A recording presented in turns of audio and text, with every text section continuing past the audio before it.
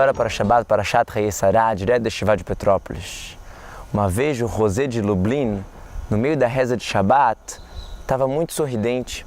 Todos os alunos dele perceberam aquele sorriso a mais, fora do comum. Logo depois da reza, eles perguntaram: qual a explicação dessa alegria toda?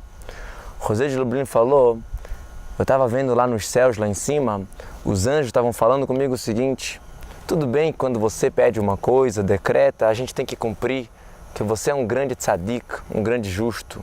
Mas a sua esposa também? Qual era a história? Na véspera de Shabbat, a esposa do José de Lublin estava sem dinheiro para acender as velas de Shabbat. Ela foi na rua, na sexta-feira, mas quem vai passar no meio da rua? Todo mundo está preparando as coisas para Shabbat. De repente passa uma carruagem muito bonita e essa carruagem para a pedido da esposa do José de Lublin e ela fala que ela precisava de 2 moedas para completar o valor para comprar as velas de Shabbat. E esse homem, que tinha cara de judeu, mas parecia estar distante de todos os assuntos de Shabbat, etc., deu as moedas para ela. E ela abençoou ele, que a luz de Shabbat ilumine você. E os anjos estavam reclamando: como que a gente vai trazer a luz de Shabbat para uma pessoa dessa? Na refeição, na Seudá de noite, no meio que o José de Lublin estava cantando e falando discursos de Torá, eles viram uma pessoa que entrou lá, que essas roupas pareciam nada a ver com o ambiente, mas todo mundo estava focado no seu rosto, que estava claro e iluminado à luz de Shabbat.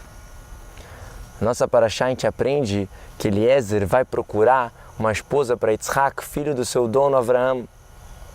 E ele vê uma pessoa com bondade, com alegria, cumprindo tudo.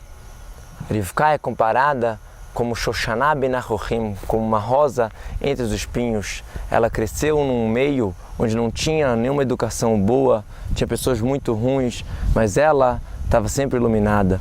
Quando Yitzhak casou com Rivka, os milagres que aconteciam com a sua mãe Sará voltou a acontecer com Rivka. A nuvem na tenda, a massa da véspera de Shabbat rendia muito mais e as velas que ela acendia para o Shabbat duravam até a outra semana. A luz de Shabbat iluminava naquele lar. Cada um pode tentar degustar dessa especialidade, desse gostinho de Shabbat. Shabbat Shalom.